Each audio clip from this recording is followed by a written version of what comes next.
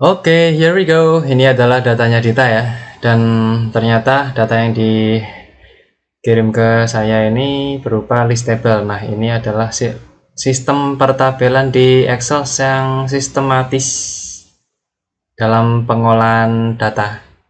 Oke, lanjut aja. Contohnya seperti ini. Misalkan saya ingin mengurutkan BP, tinggal diklik ini. Nanti yang ditampilkan yang angka berapa, bobot yang berapa.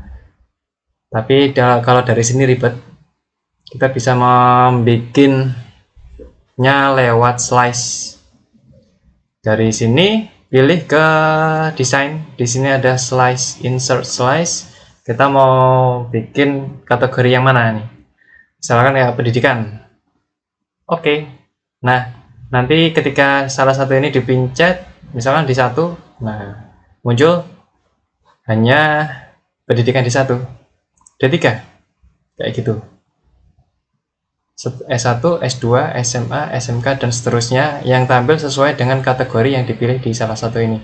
Dan di sini juga ada tombol untuk mengclear ya, jadi semuanya akan tampil kembali. Ini juga berlaku untuk kategori yang lain. Jadi ketika satu sel ini diaktifkan terus masuk ke dalam desain, kita bisa menginsertkan slice lagi. Ada apa ini, jenis kelamin ya, kok JK sih ya, gender atau gimana harusnya. Oke, dari sini kita bisa membuat filter laki-laki, jadi semua data yang tampil nanti akan muncul laki-laki semua, dan juga begitu juga perempuan, laki-laki tidak akan muncul. Nah, slice ini juga bisa dikombinasikan dengan slice yang lain kayak ini, misalkan perempuan yang pendidikannya SMA, ini dia perempuan yang pendidikannya S1 kayak gini. Jadi bisa dikategorikan lebih dari satu. Karena yang diminta adalah statistik, maka kita perlu membuat pivot table. Dengan adanya table yang bertipe list table seperti ini akan lebih mudah pengolahan datanya. Oke, here we go. Masuk ke desain lagi. Di sini ada summarize with pivot table. Klik aja. Nanti di sini akan ada window baru yang muncul. Datanya diambil dari mana? Tabel 1. Karena di sini nama list table-nya adalah tabel 1. Atau gini, tabel 1 ini bisa dijadikan nama tabel. Ini bisa didefinisikan biar enggak identifikasi tanpa arti gitu. Jadi kalau ini adalah tabel data preferensi makanan, tabel pref makanan. Oke. Oh, nggak boleh dikasih spasi ya. Oke, TBL pref makanan. Nah, ternyata kayak gitu.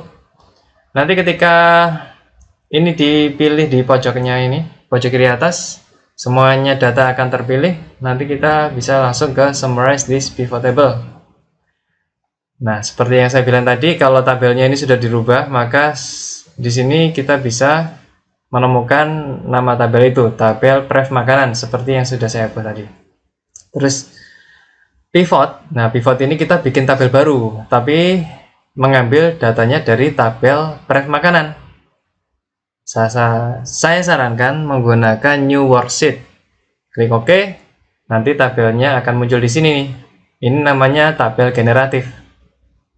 Tabel ini hanya akan muncul isinya ketika kita menentukan kategori mana yang mau dimasukkan. Nah, di sini nanti kita bisa men-setting data yang tampil di sini, data apa saja. Data mana yang mau difilter, terus apakah berupa penjumlahan, apakah ini berupa counting. Pengaturnya di sini, dan ini adalah kategorinya. Contoh nih ya, yang dari data 1, kita butuh berat badan.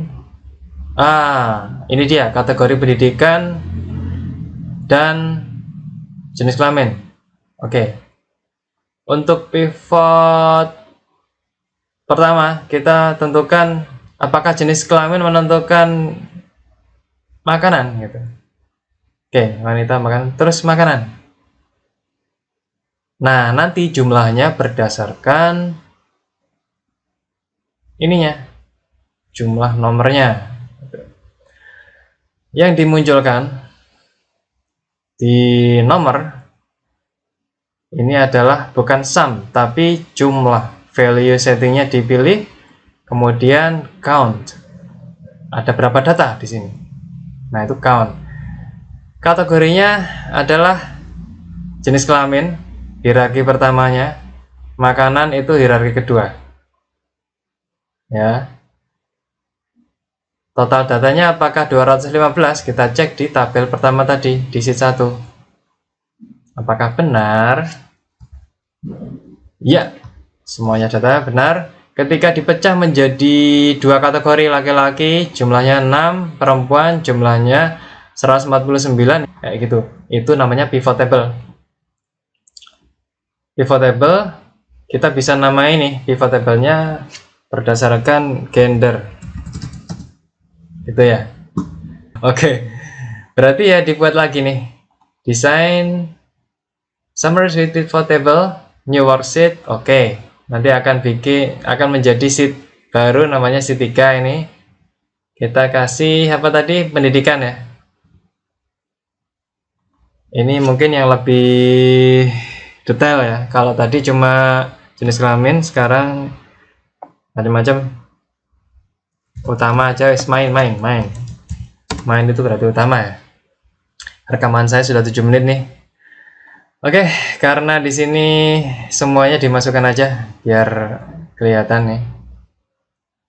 Penentu pertamanya apa? Kayaknya kalau di summarize itu nggak ada yang masuk ya. Makanya summarize itu untuk total biaya biasanya. Kalau jumlah ini berarti count. Ini harus diganti ke count. Ya. Terus untuk yang tinggi badan ini juga diubah ke count karena ada kemungkinan tinggi badan yang sama gitu. Oke. Tinggi badannya pun juga harus ditampilkan nih di sini. Dikasih apa nih? Kalau ini D1 apa sih nanti? D1 pendidikan. Oh, urutannya itu. Kayaknya ini bisa difilter deh. Berdasarkan ini mau dijadikan kolom atau dijadikan row atau dijadikan baris. Caranya tinggal digeser-geser sini. Oke, kalau yang jadi kategori berarti menjadi row. Kategorinya yang di hierarki diutamakan apa dulu gitu. Misalkan gender, berarti jenis kelamin ini dinaikkan. Nah, nanti akan dipisah. Yang kedua, pendidikan, baru row ketiga makanan pedas. Oh iya, kurang satu lagi, nomor. Nomor ini maksudnya jelas ke value, tapi ini juga menjadi count. Bukan summary ya. Count karena jumlah. Terus yang diutamakan adalah value-nya gitu. Kalau BB ini kalau ini sebuah kategori berarti jangan masukkan ke dalam row. Diurutkan mulai dari jenis kelamin, pendidikan, makanan. Makanan itu karena jawabannya ditaruh di paling bawah. Gitu. Oke. Dan tabel pivotnya ini kurang informatif, ya kan? Karena di sini apa nih 71, 72 nggak ada keterangannya gitu. Di sini juga ada yang namanya desainnya. Desain, di sini ada macam-macam, ada grand total, on misalkan. Nanti akan muncul apa sih di sini? Terus di sini ada subtotal. Terus ada grand total, report layoutnya, repeat all item tabel. Misalnya kayak gini judulnya. Karena data yang diolah ini banyak banget ya, karena berdasarkan jenis kelamin laki-laki dan perempuan. Perempuan masih dipecah lagi, ada pendidikan D1 atau gimana. Nanti terserah kamu mau ngurutin kategorinya. Apakah di hierarki keduanya tinggi badan, bisa jadi. Ya kan? Tinggi badan 15 itu kita juga bisa menentukan nih Kalau ini nih, kalau tinggi badan ini ya, tinggi badan kita kasih satuan itu kayaknya bisa sih. Tapi bener kan number format di sini bisa kita kasih tulisan custom ya. Misalkan dikasih spesial. Nah ini 0 terus plus cm, maka akan muncul harus dikasih tanda petik ya. Oke. Nah ini kalau kita mau memberikan satuan, setiap kategori itu harus di setting di bagiannya ini kayak S1. Nah S1 berarti biar mudahnya misalkan kayak berat badan ini satuannya kilogram ya, berarti harus diubah dulu force field